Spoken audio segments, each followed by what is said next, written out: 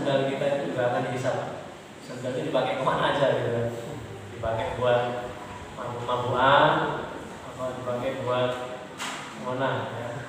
Tempat-tempat judi, ini akan dihisap. Atau sebaliknya kita gunakan ya sendal kita untuk pengajian, untuk ke masjid. Maka ada nasihat yang sangat bagus ya. Kawan saya ini punya ibunya ini pernah menasihatkan kepada kawan saya. Nah, nanti kalau kamu punya barang yang baru, itu yang pertama kali kamu lakukan dari barang tersebut adalah untuk ibadah, untuk ketaatan kepada Allah Subhanahu wa Ta'ala. Contohnya gimana? Kita punya, yaitu tadi sendal baru misalnya, baru beli sendal dari pasar. Ini nasihat ibu kawan saya ini seperti ini. Kamu habis beli sendal, jangan dipakai kemana-mana dulu. Dipakai buat ke masjid, dipakai buat pengajian, dipakai buat menuntut ilmu. Nah, ini juga seperti itu. Kita punya kendaraan baru misalkan, ya, punya mobil baru, punya motor baru, jangan dipakai kemana-mana dulu. Baru turun dari truk ya, baru keluar dari dealer, jangan dibawa buat shopping dulu Pak. Jangan dibawa buat orang makan dulu, bawa ke masjid dulu. Supaya apa? Supaya berkah gitu kan. Supaya berkah. Kemudian punya apa lagi? Punya kaos ya. Punya kaos, punya baju, punya punya celana baru. Jangan dipakai buat shopping dulu. Kita pakai buat ke masjid dulu. Kita pakai buat pengajian. Tadi kalau punya kendaraan baru ya, kita gunakan untuk pengajian, kemudian untuk mengantar ustaz dan sebagainya. Supaya menjadi berkah, barang kita berkah. Ini masya Allah ya, nasihatnya ibu kawan saya ini, yang mudah-mudahan di sini juga bisa nanti diterapkan gitu kan. Nanti kalau punya barang-barang baru, ya, ibu kalau punya jilbab baru, dipakai kemana dulu Bu? Biasanya jilbab yang bagus itu buat kondangan, gitu kan? Atau buat arisan. Nah, jadi punya jilbab baru buat pengajian dulu. Nah, nanti habis gajian misalnya, habis gaji bulanan dapat, beli kerudung, jangan dipakai kemana-mana dulu. Buat pengajian hari Ahad di Masjid Al-Hikmah. Itu punya tas baru juga. Kita gunakan yang pertama kali adalah untuk kebaikan. Nah, ini solusi dari fitnah harta. Kita jadikan harta ini ya, hanya sementara yang nanti Allah Subhanahu wa Ta'ala ya, akan minta lagi pertanggungjawaban di akhirat. Semakin banyak harta kita, semakin lama juga ya, Allah akan menghisab kita. Maka kita harus gunakan apa yang telah Allah titipkan itu untuk ketaatan kepada Allah Subhanahu wa Ta'ala. Kemudian solusi dari fitnah ilmu adalah, tadi kan Nabi Musa itu kan seolah-olah dialah yang paling pintar di muka bumi. Kemudian Allah Subhanahu wa Ta'ala ya, cantumkan di dalam surat Al-Kahfi juga. Berapa lupa saya cantumkan ayatnya. A'udzubillahi minasyaitonir rajim. Qala lahu Musa hal attabi'uka 'ala an tu'allimani mimma 'ullimta rusyda. Kemudian Nabi Musa ya, berkata kepada Nabi Khidir, bolehkah aku mengikutmu supaya kamu mengajarkan kepadaku ilmu yang benar di antara ilmu-ilmu yang telah diajarkan kepadaku. Nabi Musa itu Nabi yang sangat cerdas, Nabi yang sangat pintar. Akhirnya Nabi Musa diingatkan oleh Allah Subhanahu wa Ta'ala bahwasanya ada orang yang lebih cerdas lagi, ada orang yang lebih pintar lagi, ada orang yang kamu harus mengambil ilmu dari Nabi Khidir. Akhirnya Nabi Musa dengan ketawaduannya, dengan kelemah lembutan hatinya, akhirnya Nabi Musa ya, berguru kepada Nabi Khidir. Maka ada nasihat yang sangat luar biasa. Sepintar-pintarnya kita, secerdas-cerdasnya kita, setinggi-tingginya jenjang perguruan yang kita lewati, kita di hadapan orang tua kita itu tetap anak kecil gitu kan. Nah, dalam hal ilmu, dalam hal berguru kita juga seperti itu. Kita ketika di hadapan orang yang berilmu, di hadapan orang yang menyampaikan, kita harus buka teko kita. Jadi kita ibaratkan dengan teko ya, corong air itu ya. Kalau hati kita tertutup, hati kita sombong, wah ini pulang tidak pintar dan sebagainya, oh pulang dia tidak berilmu dan sebagainya. Kalau ada rasa-rasa seperti itu, nanti yang disampaikan oleh materi yang disampaikan oleh ustaz tersebut ya tidak akan masuk, karena pintu hatinya tertutup oleh kesombongan tersebut. Maka ya, ketika kita dalam bermajelis ilmu, ya, kita harus buka selebar-lebarnya hati kita, buka seluas-luasnya ya, teko kita, supaya semua yang disampaikan itu masuk ya. Kemudian ketika sudah masuk ya, nanti kita bisa ajarkan kepada yang lainnya. Ini telah dicontohkan oleh Nabi Musa yang cerdas dan pintar, tapi masih tunduk pada Nabi Khidir. Nah, jadi ini juga menjadi adab ya, menjadi adab bagi para penuntut ilmu. Kalau mau kita detail-detailan Pak, Bu, kalau kita mau detail-detailan mengkaji adab-adab para ulama terdahulu, itu masya Allah ya, masya Allah kalau kita praktekkan saat ini mungkin sangat susah sekali. Disebutkan ya di dalam kitab-kitab adab itu, Ta'lim, kemudian Tadkiratus Sami wal Mutakallim, itu ya salah satu adab ya penuntut ilmu. Ini saya tidak hanya menceritakan saja, menyampaikan. Salah satu adab murid kepada gurunya itu adalah ketika ya bahkan sampai membuka halaman buku itu jangan sampai terdengar,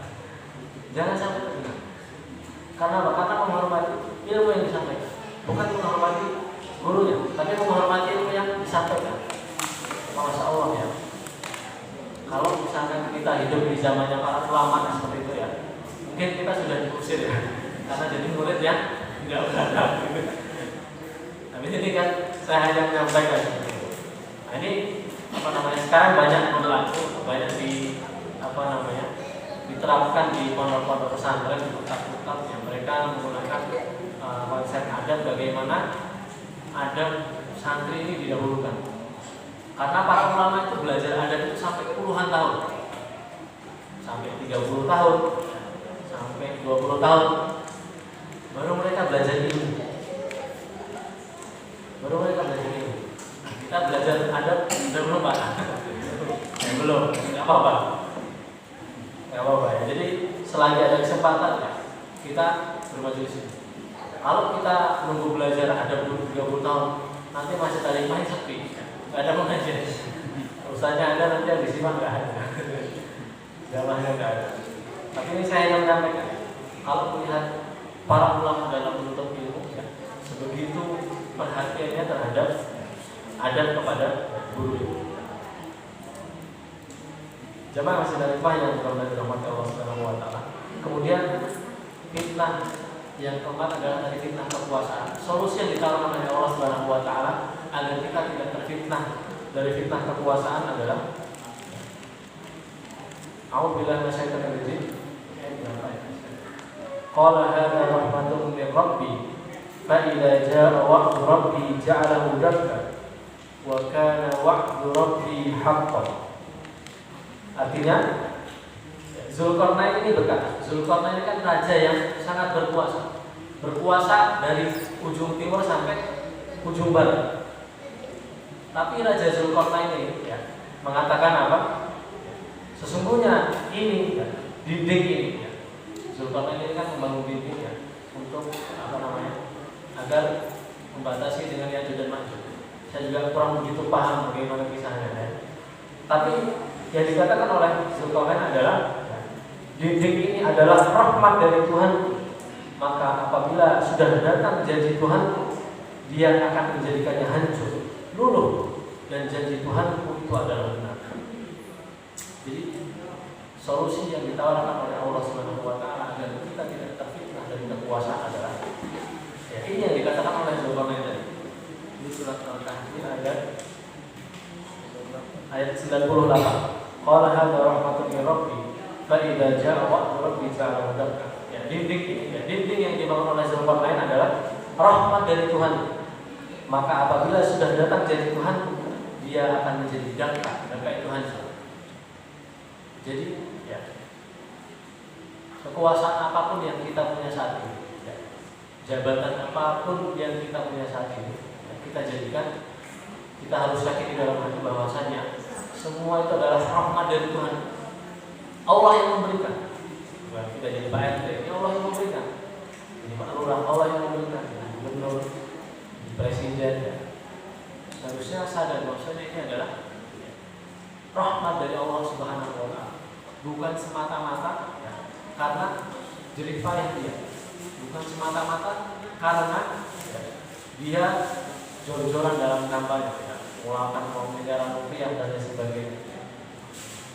Jadi Raja Zulkarnain ini sadar bahwasanya ya, dinding yang dia bangun kerajaan yang terbentang dari timur sampai barat itu adalah rahmat dari Allah Subhanahu wa Ta'ala.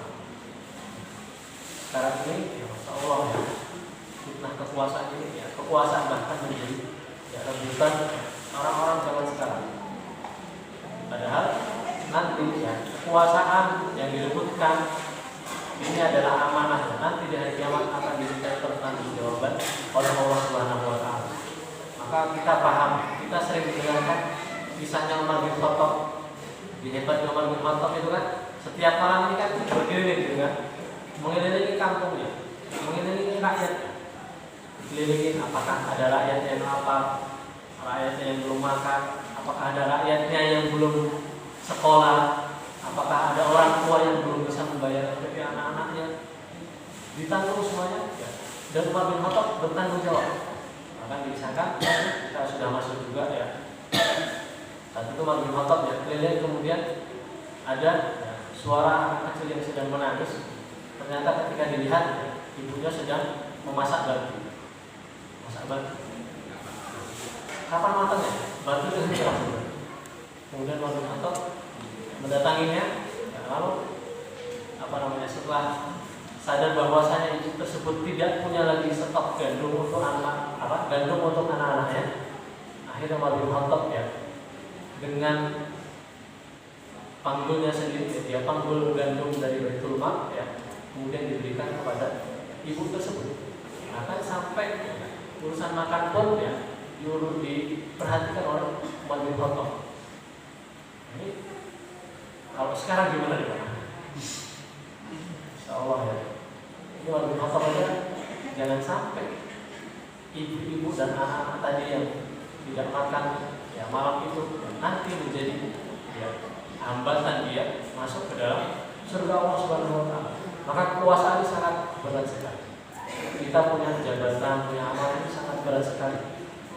Mungkin di dunia kita bisa bahagia, bisa foya-foya, ya, bisa berkuasa, ya, bisa memutuskan hal ini, memutuskan hal itu dengan wewenang kita. Tapi nanti di akhirat, insya Allah ya, hisabnya sangat berat sekali. Bahkan semua ya, dari kita akan dimintai pertanggungjawaban. Ya. Bukan hanya orang yang penguasa saja, ya, tapi dari masing-masing kita juga akan dimintai pertanggungjawaban. Seorang bapak akan dimintai pertanggungjawaban, dan anak-anaknya, istrinya, ibu juga seperti itu bu. Ya, nanti akan dimintai pertanggungjawaban oleh Allah Subhanahu wa Ta'ala. Ya. Anaknya diajari apa aja, gitu. Apakah diajarin ngaji ataukah diajarin shopping gitu ya. Nanti semuanya akan dimintai pertanggungjawaban oleh Allah Subhanahu wa Ta'ala. Nah, kemudian ya inilah solusi yang ditawarkan oleh Allah Subhanahu wa Ta'ala agar kita ya tidak terfitnah oleh fitnah kekuasaan. Nah, tapi yang terjadi saat ini juga bukan hanya fitnah kekuasaan saja, tapi fitnah-fitnah dari kelompok-kelompok Islam yang ada. Orang-orang komunisme, orang-orang liberalisme, orang-orang kapitalisme, mereka saat ini sedang mengkotak-kotakkan umat Islam antara satu orang sedang diadu domba, dikotak-kotakkan supaya umat Islam itu terpecah belah, gitu kan? Bahkan dengan urusan yang sunnah saja, urusan yang masalah furu, ya, apakah ini sunnah atau yang bid'ah dan lain sebagainya, ini diadu domba oleh orang-orang yang tidak suka terhadap Islam. Maka jangan sampai kita terhasut oleh fitnah-fitnah